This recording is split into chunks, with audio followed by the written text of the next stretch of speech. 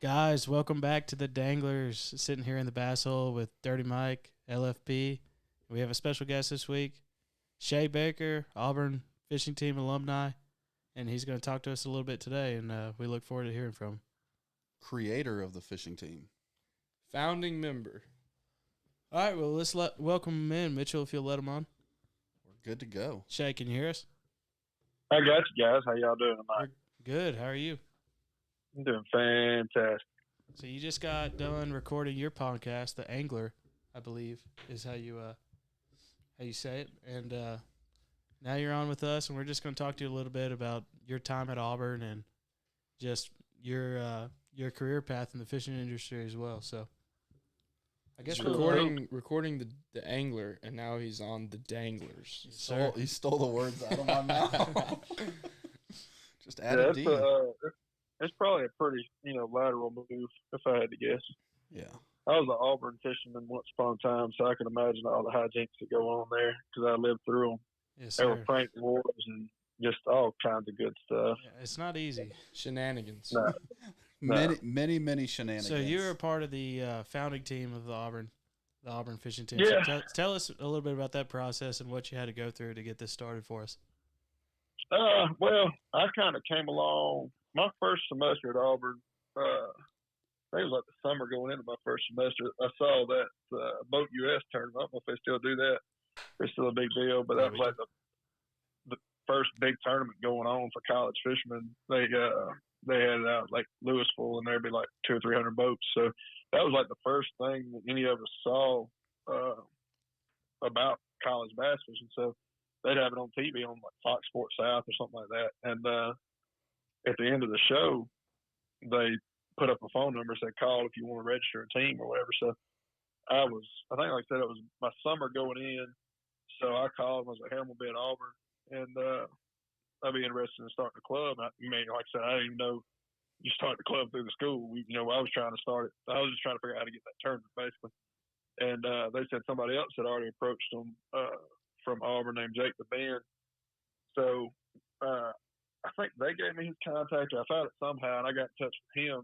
And I ended up actually getting into it the second semester it got going because I was doing an internship. So maybe it wasn't the first semester I was at school. But anyway, I was doing an internship the first semester they started fishing at like a co-op deal in engineering. And so I didn't get to get into it, but I got into it basically whenever they first started doing intercollegiate tournaments. Like they just fished a few tournaments inside the club.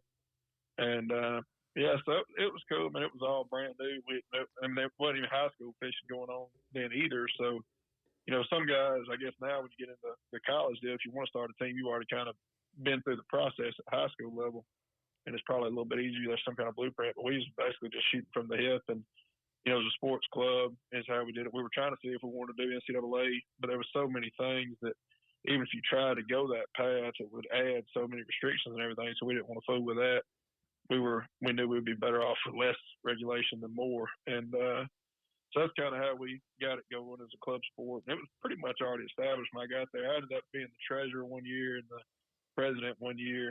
And I think that's all I ever did. Maybe I was a treasurer 2 years or something like that. But it was a lot of fun. It basically wound up being like our fraternity because most of us weren't in fraternities or anything. We were just, fishermen who, like I got season tickets and in my 4 years there, /5.5, I think I went to 4 games and the rest of the time I sold my tickets for gas money, to go fishing. So that was, what we were worried about. So it was awesome. I made some best friends I ever made, definitely through college. It was the part of college I liked the most and all. So it was a good deal and definitely parlayed it into, my career after school. So.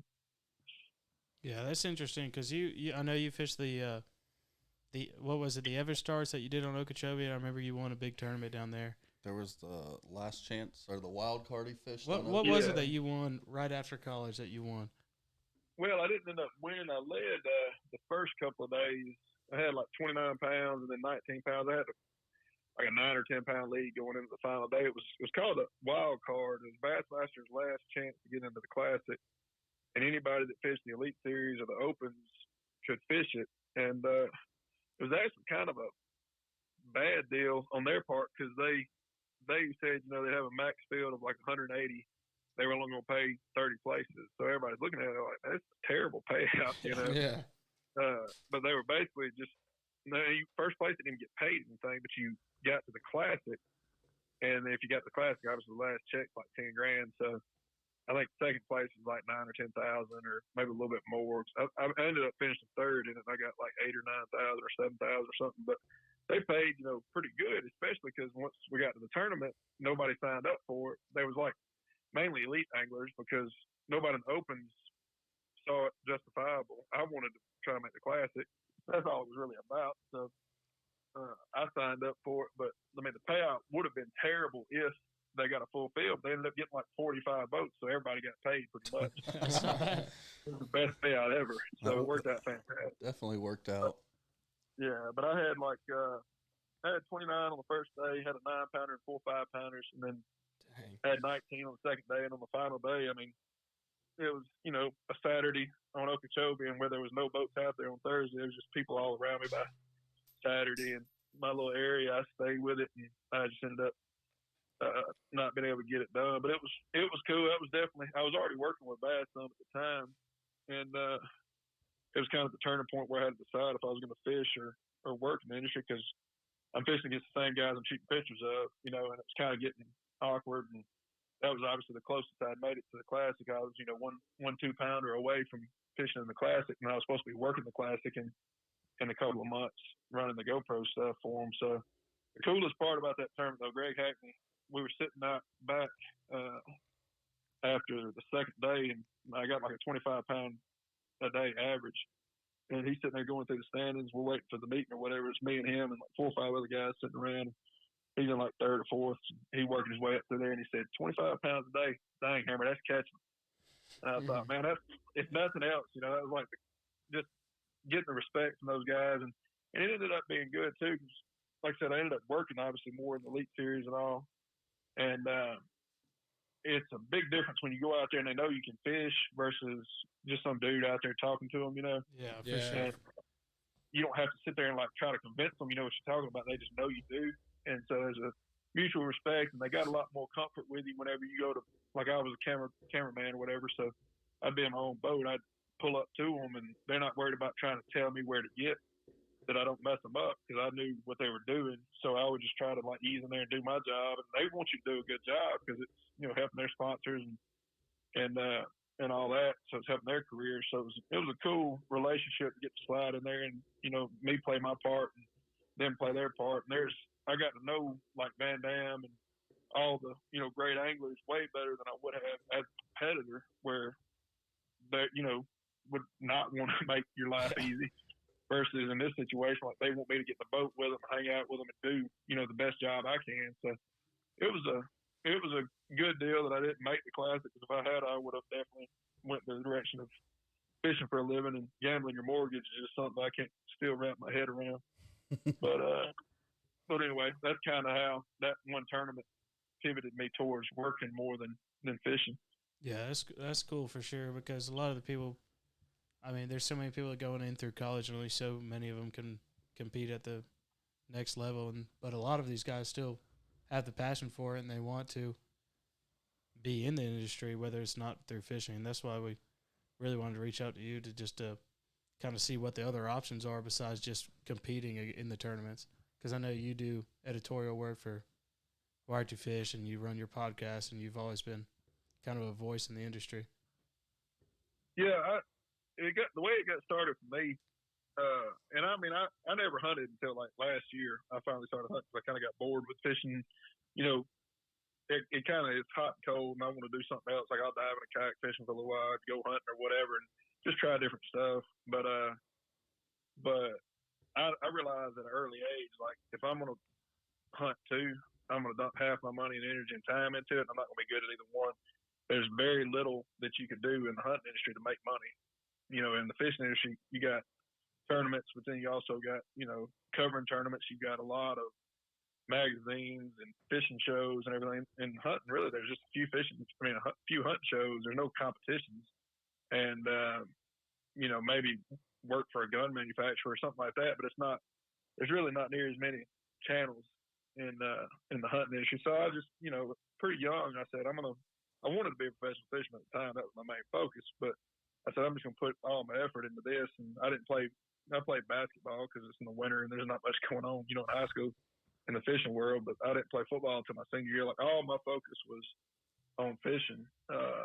But when I got into college and we started doing good, and I finished third in the national championship with Jordan my last year, Jordan Lee. But the year before that, I fished with Dennis Parker, and we finished third in the national championship too, the FLW one. And at that tournament, we led the first day, and the second day we bombed, but we still made the cut. And on the final day, just 5 of us fishing, and we weren't doing anything. It was like 1 o'clock, and we were sitting on zero. And the editor-in-chief for FLW magazine at the time, Colin Moore, was sitting there doing like Twitter updates back then. That's how they did the live updates. And I said, man, if this fishing thing doesn't work out, I sure could use job right. He said, you like to write? I said, I like to write about fishing. And I didn't think anything else about it. And that evening at the weigh-in, we ended up catching 3 right there at the end of the day. And that got us back up to third. We're about 5 or 6 pounds. But we're up there weighing in, doing our thing. And my dad comes up to me after the weigh-in. He said, Colin Moore? I said, yeah, he's the editor for the magazine. And he said, well, he wants you to write some stuff for him. He talked to me for like an hour at the weigh-in. So that's cool. I started doing a couple of articles. I did a couple of articles for them for free for the college section, and they liked what I was doing apparently. And the first thing I did for them, writing-wise, that I got paid for was really cool. It's called Pro Lessons, and I would go out as an angler and a writer and fish like JT Kinney, and he would punch and teach me how to punch, and I would convey that both, again, as an angler and a writer. And I did a few of those, and then actually, that's a pretty cool segment. Yeah, that's cool. Yeah, I mean, there's all kinds of stuff you can do in the fishing industry, and I've done a lot of it. Like back then, nobody knew anything about social media, and I was a kid, that had a Facebook account, so everybody knew they needed to do something with it as far as companies go. So FLW is like, we need to have somebody run a Facebook page. I don't know what that is. So I ran Facebook, Twitter, and YouTube for FLW for a year as a contractor, just like a contract job, just not a full-time employee or whatever. But I did that, and then Rob Newell was an on-water photographer for him at the time, and he got me out there, and I started covering the tournaments, the FLW Tour and all. So I got to watch Randall Tharp whenever he caught 32 pounds or something one day in that FLW Tour event he won on Okeechobee, and I got to hang right there with him, and just I learned a ton, obviously, as an angler, watching these guys from such a up close spot, and I did that for a year with FLW, and then Hank Weldon, my best friend's Ben Weldon, his dad's obviously Trip Weldon, and Hank ran the college division for bass at the time. He still does. Yeah. He'd been talking to me about trying to get me to come over and work for bass, and I'm like, this industry is so cutthroat and everything. I'm not going to burn a bridge with FLW for no reason. And but FLW at the time didn't have the budget to keep me on for the next year, so I called up Hank, and he put me in front of Jim Sexton, which is the lead guy for digital at Bass. And that's when I pitched the idea of putting GoPros on boats, because at the time, the top 12 would fish on the final day of the Elite Series, but they only had 6 cameras. So it was always a cluster, because the guy in 7th catches a 5-pounder and you move a camera to him. Well, then the guy in 6th catches 3 fish, moves up to 4th, and it's just a guessing game. So they would miss the winning catch a lot of times. And if they tried to adjust, then they would miss the other guy catching them. So I said, I could put a GoPro on those other 6 boats, and for one more guy versus 6 more camera guys, you could at least have some footage of the catch if somebody wins. And they're like, "What's a GoPro?" It was, yeah, that's cool. That wasn't really a thing then either. So I said, I'd like to do that. They said, well, that's not a job. You can run Bass Track, and you can do that in your free time. I was like, all right. So I started running Bass Track, and then I would just put a GoPro on a boat. I had one GoPro, I had my GoPro. And the first tournament was at Toho, it was open, and I put it on Terry Scroggins' boat. He locked from Toho all the way down into Kissimmee, like 2 or 3 locks, and long, about an hour run. And so I did a time lapse of, you know, the locks sinking, going down, and like the whole run from where they called him out and the national anthem happened, and then he took off, and all of it was time lapse till he made his first pitch. And they loved it. They was like, "That's so cool." So I gave them the company credit card, and I went to Best Buy and bought another GoPro. So now I got 2 GoPros. And the second tournament I ever worked was the Bassmaster Classic. And so I'm at the Classic with 2 GoPros, and a calendar year later at the next Classic, GoPro is the title sponsor of the Classic for like a couple $1 million. They had given back as a part of the deal 100 GoPros, and so we had 100 GoPros to work with, and that was, but it didn't all happen because of me. I just happened to be at the right place at the right time. Yeah, that's cool though. Yeah, Because you cool. were, You know, Is that what kind of led you to the whole uploaded yeah, path you yeah, took? that came up a little later. But basically, like, you know, there was people at Bass in the business realm of it that were trying to talk to GoPro, and then Swindle, Van Dam, Polinick, and Ayler were all trying to talk to them about sponsorships from an angler side of it, and it just kind of all came together. And I, like I said, know how to use a GoPro, and so I did all that with Bass, and I really loved it. And I ended up shooting a lot of photography for them and writing for them, and I enjoyed it. But it was just way too much traveling. The more I tried to make more money to justify traveling as much as I was, but in order to do that, I had to travel more. So I was on the road like 225 days a year. The last couple of years I did it. That's a lot. Yeah, and I mean, it was awesome, but it was just one of those deals where it's just too much. And eventually I crashed, and I was like, I just can't do this. I don't see how like Overstreet and some of those guys have done it for like 30 or 40 years, you know, whatever, probably 30 years, I guess. But I couldn't envision at the time, and I still can't, doing that lifestyle. Because at the time, like, I would get in the truck and drive 18 hours like it was nothing. I drove back to California one time in 2 days. I drove 18 hours, slept 7, and drove 17 hours. And now I can't imagine. I don't even want to drive 2 hours to Eufaula. You know, Yeah. and I'm in that bike, you know, about to explode. So it was a great chapter of my life, but it was just way too much to ever see doing that from now on. And so I quit with Bass, and I really didn't have. I had in my mind this idea with Uploaded that I wanted to do basically online tournaments, fishing video-based tournaments, where a tournament right now on Lake Martin, if you're going to go fish a tournament on Lake Martin, you got to put up a couple $100. You got to pay for your gas. You got to have all this tackle. You got to have a bass boat. You got to have all this stuff. And you're $250,000 into it by the time you go up there to fish one tournament. And with a GoPro and one pack of baits, you could fish an Uploaded tournament. And that was the idea, is have, you know, a video-based fishing tournament. And I think it was just too early.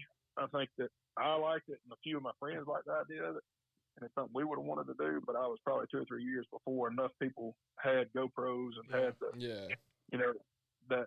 So there's other stuff I've seen pop up since then. It didn't. I mean, it worked, but it didn't work on a grand enough scale.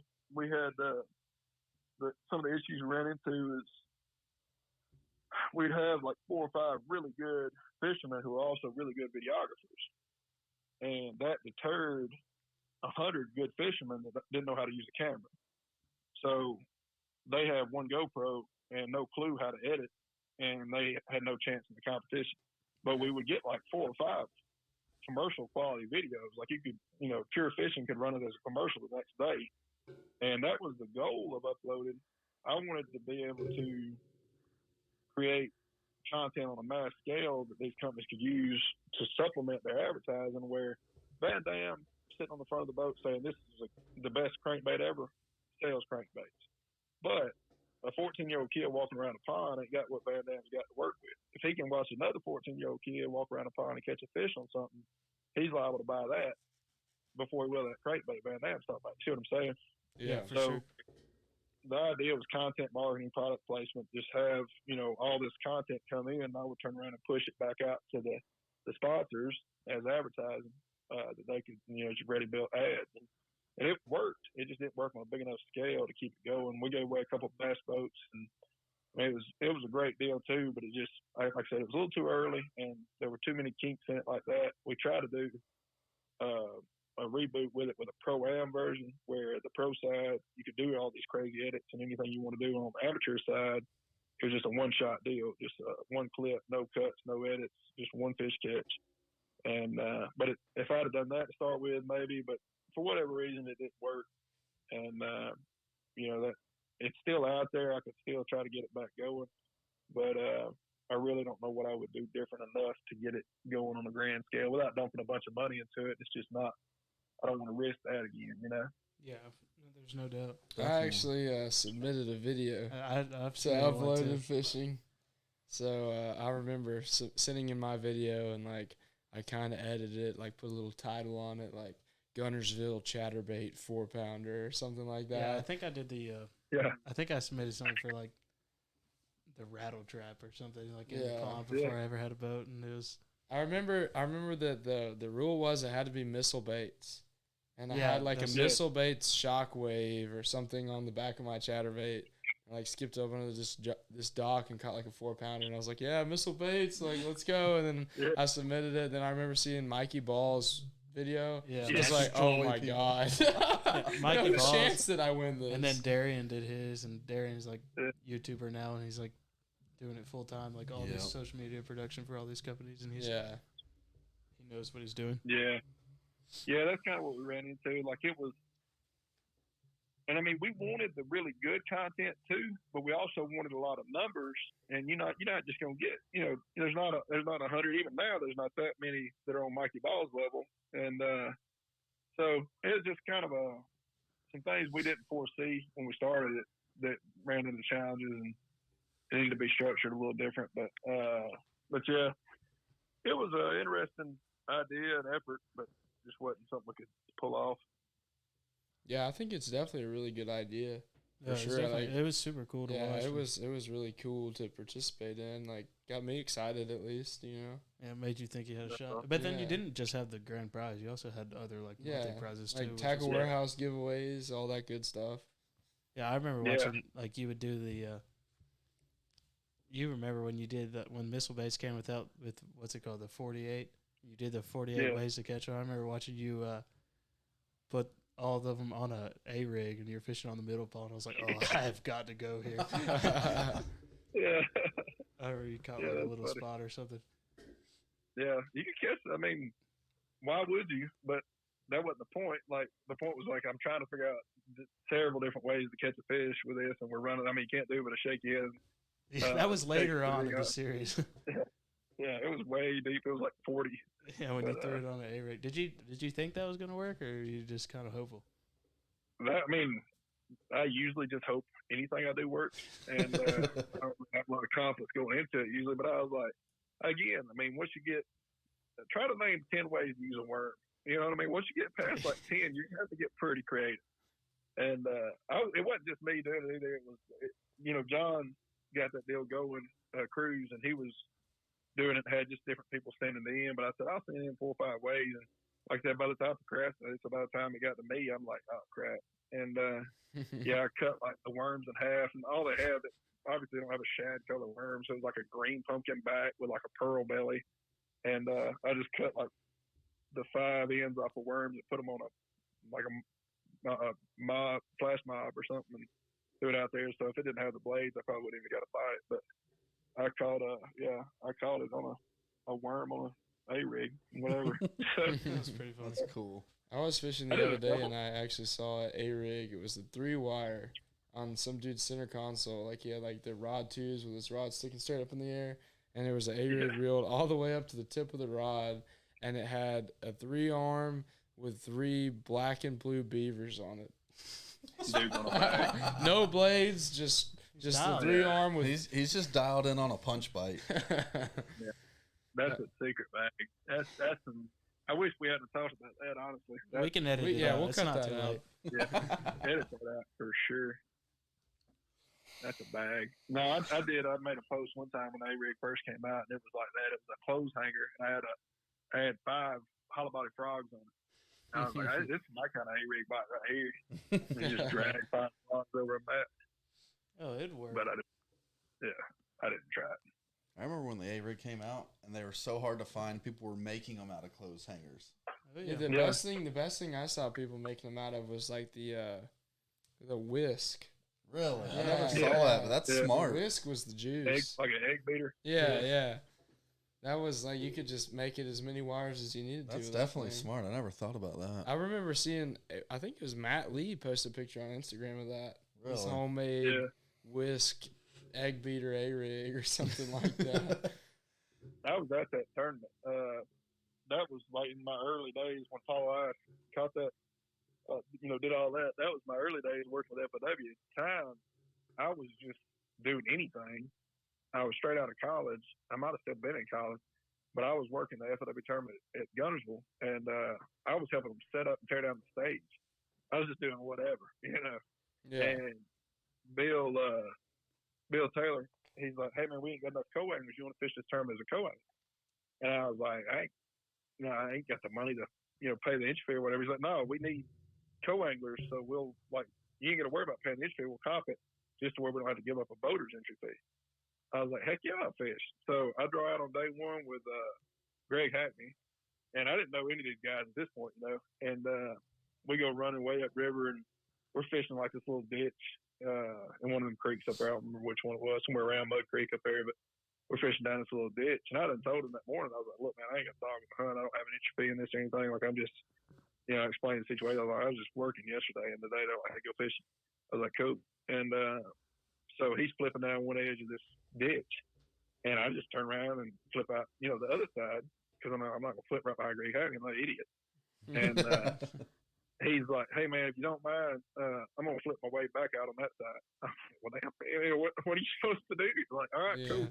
So I pick up a frog, and I just start bombing the frog way out there in this mat. And I caught like a 2-pounder. He's like, "Hey, I'm going to probably throw a frog on the way out too." And I'm like, "Oh, come on, man." He wasn't being a jerk, but, he's like, "You just told me you don't even have an interest in this." So I was like, "I get it." So what was funny about that, though, is the next day he caught a 10-pounder on Gunnersville. And he's like, "This is the biggest bass he'd ever caught in the tournament at the time," or whatever, or maybe the biggest, I don't know. But he caught like a 10-pounder.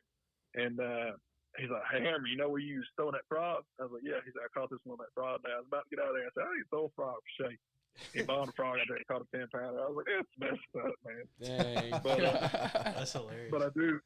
Andy Montgomery on the second day, and on the first flip, he caught a 4-pounder.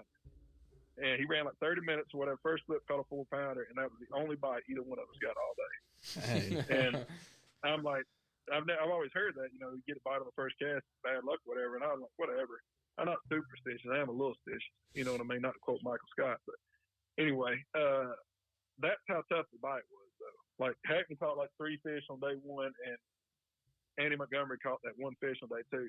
Paul Elias did what he did, and that lake was fishing that tough. So that's how good the A-rig was when nobody had it.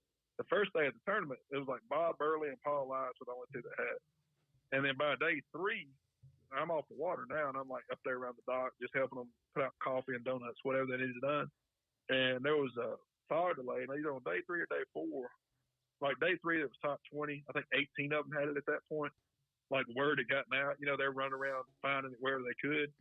And then day 4, everybody had one. But there was a fog delay one day, and I got a picture somewhere of Randall Tharp. He took one and hooked it to the middle of the other one. So it was like 2 of them. And then, like, threw a cast off the dock, and everybody's just laughing, because it was all ridiculous anyway. Everybody's like, "This is the stupidest thing we've ever seen. Can't believe I'm throwing it," whatever, And he threw it out, and it looked fantastic going down the dock, with 2 A-rigs stacked. And he's like, "I probably shouldn't have shown y'all that. My bad." And then you flash forward a couple years later, and Casey Martin wins on Chickamauga with that, chandelier he had that had like 18 baits. Yeah, that thing was huge. That's ridiculous, dude. Yeah, but that was it's like that was wild watching that deal go down. Yeah, that was a crazy. And I was a camera boat on Eufaula for the Elite Series this past year, and we were covering. I think it was Jamie Hartman, and he was sitting there and he's just throwing a worm. Yeah, it was Jamie Hartman. He's throwing a worm on a ledge, and he gets by it, reels it in. He's like, there was a whole A-rig attached, like hooked in the fish's mouth. Like the fish had bit an A-rig. Was that broke off? I think I watched that on the episode the other day. And he flipped it in the boat, and he's like, "Look," like, and he had the cameraman. He's like, on. "Look, my hook is in the "Look, mouth." like this, it's hooked onto the worm that I caught. I'm not using this A-rig. This A-rig just had it, and it's still That's insane. And that wasn't even the weirdest thing about that tournament. also shooting. It was Garrett Paquette and Chad Pipkins were sitting together on a school. They were sharing school together. They roomed together, and they both pulled up at like the same time on the same school of fish, and they were catching like every cast, and they caught the exact same fish at the same time. At the same time, That's crazy. They both had it hooked. That's mad. And like we're sitting there, and I know that you used to do photography for bass. So like my cameraman was sitting there like taking pictures of it, or he was while we pulled up on them, he was editing his pictures because he had to have a certain amount of portfolios or whatever uploaded at a certain time, and he was sitting there like he was editing his pictures, and he had like he couldn't see the pictures, I guess, because it's so bright out there. There's no clouds, so he had like a rain jacket like draped over him. Yeah. And he's like, so he could see the pictures better on his laptop. Yeah, it makes sense. And he was editing them, and then I was like, dude, you gotta pull it out right now and get this picture. But they were catching them every single cast, both of them. So they were like just laughing about it, and they threw it back, and we didn't get to get the picture of the fish and both. Like, I mean, they literally like they were like, which one of you wants it? And they're like, I mean, it's up to you. Like, I don't care. Like, just one of you reel it in. And they just, I forgot who kept it, but like it was like a 2.5 pounder or whatever. They both caught it. Like it was hooked by both of their baits.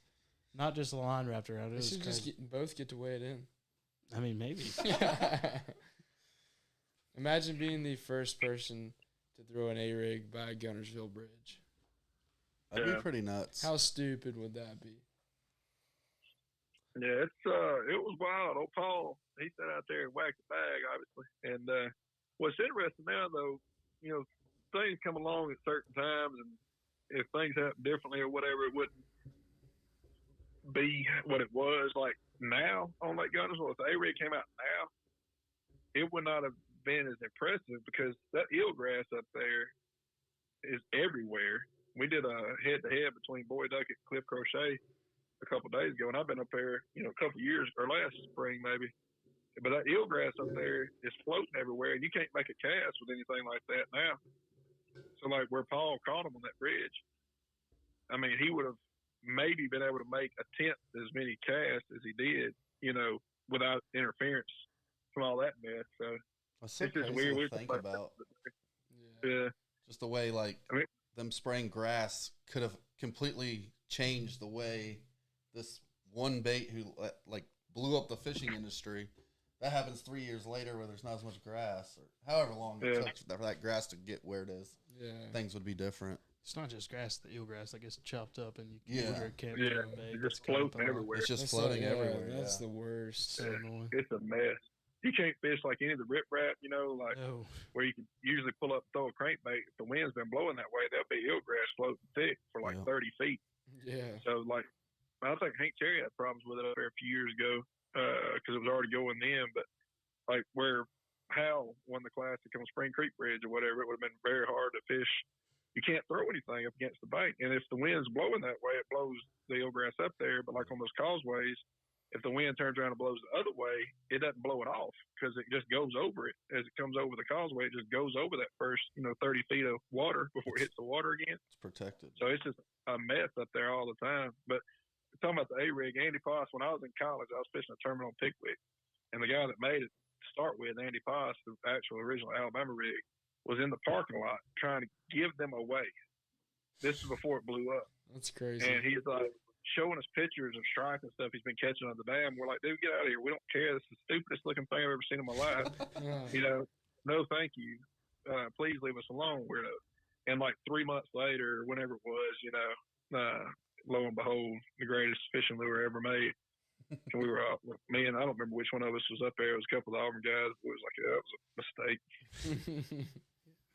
Dude, that's crazy. I don't know if you ever see a lure that has that big that they have to just ban it because it's just so dominant.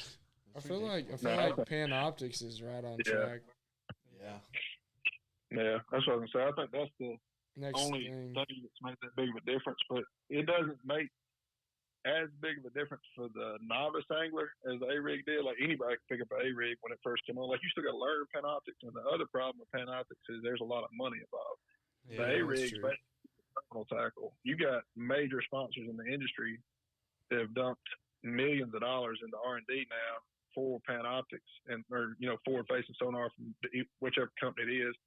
And I mean, probably tens of millions of dollars worth of research and development and effort and money has gone into it. Like, they cannot ban Panoptics.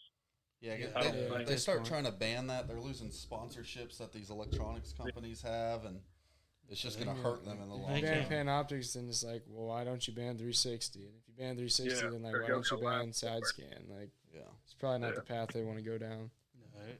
But I mean, there's got to be a line at some point. I don't know what the line is. Like, I envision the next revolution in sonars where you got like basically Panoptics, and you reach down there and you see the fish out there, 40 foot in front of the boat. You touch it on the screen, it shoots a little shock wave out there. It floats up. You go pick it up. We're back, back to telephone and fish like you were in the 40s. So I don't know, but there's got to be somewhere somebody's got to draw a line, because it's getting so hard to fish. We were talking about this on the podcast the other night, but when the drop shot first got real fired up, you could get over a brush pile in 13 foot of water. The brush pile sticks up 7 or 8 feet off the bottom. The fish is sitting 2 feet off of it. Basically, you're hitting with a trolling motor. Yeah. You could drop a drop shot, and that fish would hit it on the way down. And then it got where you had to kind of back off and pitch, 15 or 20 feet to a brush pile. And now with Panoptics, you can do that from 50 feet away. Yeah. And I mean, the fish you had to like make all these adjustments. Like, what do you do when you can't make a cast long enough to get to a fish without it knowing you're there already? Yeah. And we're getting pushed further and further away from them. I don't know. I don't know if it's going to be like a John Cox revolution where you see a lot more guys start catching them good against the bank again, because so many people are focused on the graphing, I hope so. That's how I was reading an article. I don't remember even where it was, but it was talking about that and how, like, in the last 10 years, everybody's, because of electronics and the way they've grown, everybody's transitioned to becoming an offshore guy. And now they're saying, like, the bank is the new offshore ledge deal, and it's just not getting near the pressure that it used to. And that's where, like, fish are just, like, going because of natural selection. Yeah. It's a pretty interesting read. Yeah, I mean, it seems like it's definitely balanced it out. Like, I lived through, and fished through, like, the side imaging kind of being side image. That's what I equate a lot of times, like Panoptics. Panoptics is as big of an advancement or more so than side imaging over traditional sonar. Like, it's that big of a leap again. And a lot of this other stuff, like 360 is impressive, but it's nothing like what forward-facing sonar is. And the main reason is you got to have like a 16-inch graph to really tell much about 360. And even then, you need to like lean down there, and you got so much information on the screen versus Panoptics. You got it one shot. You know exactly where direction they're in. You can pan around and get all that information, but one slice at a time. And you can have a big screen, but you don't need as big a screen to really get the good out of it. And, I don't know where I was going with that, but basically, it is really impressive. And I don't know how you beat it other than, like I said, just not participating and going back to the bank. Yeah. Yeah, I don't think there's really a solution for that yet. But what else? Through your time working in the fishing industry, did you ever get to a point where you felt the more involved in the industry you got working wise, the harder it was going to be to like chase fishing big tournaments just because you were working them and you weren't able to fish them? Yeah, I mean, it basically got to that point with at that wild card tournament on Okeechobee. That's kind of the turning point. But leading up to it, I was already starting to feel some resistance from some of the anglers that I was covering. I'm real big about, and I was in college and all my life. But I mean, I've been real big about like figuring out my own fish. Like, I don't get information or whatever. It's fine, whatever. Everybody's got their own way of doing things. Honestly, I've tried to like fish off information a couple of times early on, and it was harder for me to catch fish. I mean, you're fishing somebody else's memories at that point, much less chasing ghosts, So I think that for me, it was just better for me to like go and just break down a fishery for the first time, never having seen it before, not knowing anything about it. I was better at that. But I understood too. These guys fishing the Elite Series or whatever have their livelihoods on the line, and I'm just some dude they don't know out there shooting pictures of them, in the boat with them. Like, I ran shoulder camera some too for like ESPN. I just did about anything they let me do. but like I'm in the boat with them. I got a very intimate look at what they're doing, and then next week they're fishing against me in the open. Yeah. And I can understand why that would be very unsettling for somebody, especially like I said, they don't even know me. Yeah. And they don't know who I am or whatever. And there's so many pirates out there, obviously. And so I kind of was getting to that point already because I was working the Elite Series and the Opens or not the Opens, but I was working the Elite Series in college and Federation, whatever I could work. And then I was also fishing the Opens and the Everstart still. So there was getting to be a point. But I mean, too, like, obviously, if I wanted to fish the Opens, I couldn't work them. So the more I tried to work to make enough money to justify, like I said, being out there and not getting like a full-time job, the less tournaments were even available for me to fish. So it came to a point where basically just by fishing, I got to the position where I almost won that wild card, and I had to make a decision because if I want to open, I would have gone to the Classic too. So I guess they didn't think about me maybe being able to win one. They were like, yeah, you can fish, you fish the Opens or whatever. It's highly unlikely that, only like 9 people win one of the year at the time. There was like 3 divisions of 3. So the odds, even if they weren't saying I wasn't good enough, like the odds were just not in my favor of that ever being a problem. But when I almost won that tournament, and like my boss was texting me that night, like, hey, congrats, man, good luck. But I know he's sitting there thinking, I hope you don't win because I got to find something else to run the GoPro division in 2 months for the Classic, and we got sponsorships counting on this, and so that was kind of where it got to. Like I had to decide, and a lot of that stuff went into it. But that was, my main thing. Like I went after I decided I wasn't going to fish the Opens or anything like that, or pursue a professional fishing career anymore. I went and talked to the elite anglers at our next meeting or whatever, pre-tournament briefing where Trip gets up, goes over the rules and all that. I got up there and I said, look, I'm going to stop fishing. I'm not trying to fish professionally. I'd like to still fish, and I'd like to fish the Classic one day, but it's more like fishing BFLs to make the All-American to try to make the Cup. It's not trying to be a professional fisherman. Yeah. I would just like to fish the Classic one day. But I understand y'all see that that's what I'm trying to do, and, y'all got your livelihood on the line on. I'm just going to work. So that's what I did. And, I don't regret it. Got to know, like I said, those anglers and all better than I would have ever gotten to know them as a competitor. I might have never made the Elite Series if I fish. You can fish the Opens for 20 years and not make the Elite Series. There's nothing guaranteed there, and you can lose tons of money in the process. So I was able to make a living and get to know the best anglers in the world and hang out with them and, get to be buddies with a lot of them and play a part in the industry. So I really highly recommend that for anybody that likes to fish but isn't crazy about gambling their mortgage, like I said, later on in life. Like there's a lot of opportunity in the industry to be a critical part of it without worrying about being a professional fisherman. And you think there's 200 or 300 that make a living at it. I mean, one of 20 that make a good living, and one of maybe 80 that aren't living paycheck to paycheck. And the rest of them are, credit cards run up and worried about paying the mortgage and stuff, just like everybody else. So, it's something to pursue. Like if you want, and there's guys that do it. Jordan Lee, I knew he was going to do it. I went and covered him I went and scouted him basically at a high school tournament at Gold Star Park at Wetumpka. They sent me over there to recruit him, and that's the first time I ever met him. And he was just as much of a little BSer as he is now. Where he was just cool and collected at 17, 18 years old as he is now. He just always had that demeanor, and he had already heard he won a couple BFLs on gunners. And like, there's people that fish professionally on gunners that don't go anywhere else and make $60,000, $70,000 a year fishing just gunners. So there's guys that he's up there at 17 beating those guys that do it for a living, basically between guiding and fishing local tournaments. And so I knew he was going to get them. And like I said to him that year, or that it wasn't that day. As soon as he got to Auburn or whatever, I was like, me and you, I'd like to fish with you, my senior year. I was going to be outgoing. He was incoming freshman. I was outgoing senior. And I was like, let's try to finish 1-2 in the club. I don't care if I finish first and you second or whatever, but let's make that our goal. He's like, cool. I mean, obviously he was probably already planning on, I didn't realize at the time, he's already planning on, finishing first and second, however high he could. And we ended up finishing first and second. And that's how we did the deal back then on who fished with who.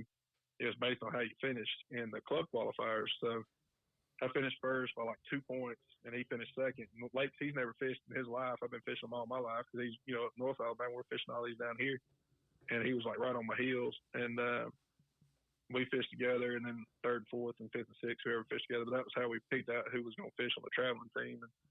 And I knew real early on with him. I mean, I told folks he would be the next Kevin Van Dam, but even as much as I had confidence in him and knew, because I mean, he could throw out on the interstate. If you get like heavy rain, he would get a bite. Like there was no reason. I mean, you know what I mean? He would go out.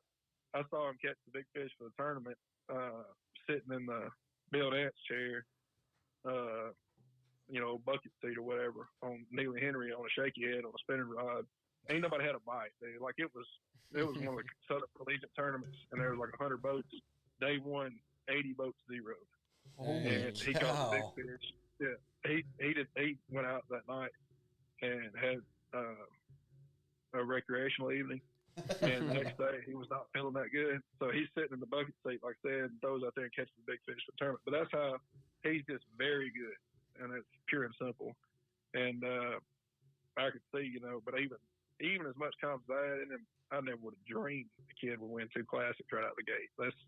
That's wild. I mean, that's pretty awesome. Yeah, I was like, he can make a living. Yeah, that's ridiculous. So he's something else. Yeah, that's what the big thing that we're trying to instill in this year with we have such a big team this year. We have like over 90 members. We have over 20 boats, or we have close to 20 boats traveling each tournament. And so this year we're doing a YouTube series this year to try to highlight like what it goes on in the Auburn fishing, what goes on through collegiate fishing in general, to show on and off the water. Yeah, on like and the off. whole experience. Just so that we can show to future people that like there's another Jordan Lee out there, just like Jordan Lee was supposed to be the next KVD out there. Like there's always going to be someone, and like this is the route that people are going to take this year, or with how dominant college fishing is now. Like that's the route to take now. So that's why we're just trying to show, like, and we want to talk to you to show like everything that you can do in the industry. So I mean, it's growing huge. Reclamation. I saw that today. The reclamation. Yeah. What'd you think of that? That's fantastic. I need to get up with a videographer and get him to come do my stuff. That's fantastic shooting and editing and all. That's going to be cool. And I like the idea that, you know, reclamation and getting it back under control and getting these boys, you know, where they know who Auburn is. Y'all got to get out there and get them W's. I never could get a national championship, but y'all can get it done. Yeah, that's the goal. That's the goal. Yep. Well, we appreciate you taking time to hop on. Hope all of our listeners check out the Angler Podcast as well. Yeah. And definitely look forward to hearing from you in the future. All right. Appreciate it, guys. Thanks for coming on, Shaye. Thanks. Bye. Bye. All right, guys. That'll wrap it up for this episode. So just keep up with the YouTube. We're going to be posting the teaser for the Reclamation. That's our name for the YouTube series. A team member, shout out Jordan McCaleb, came up with that, and we're going to be doing that. I guess I got to take him fishing now. Unfortunately. At least you know he'll net all the fish. Yeah, that's right. Getting that, man. So the best. Guys, subscribe to the YouTube series. That's where everything's going so far. We're working on getting this podcast on Apple and Spotify. So we're going to try to get that up on those platforms for you guys, but from now it's going to be on YouTube, so y'all check that out. Yeah, that's it, guys. Well, all right. Thank y'all. War Eagle. Take it easy, boys. Bye.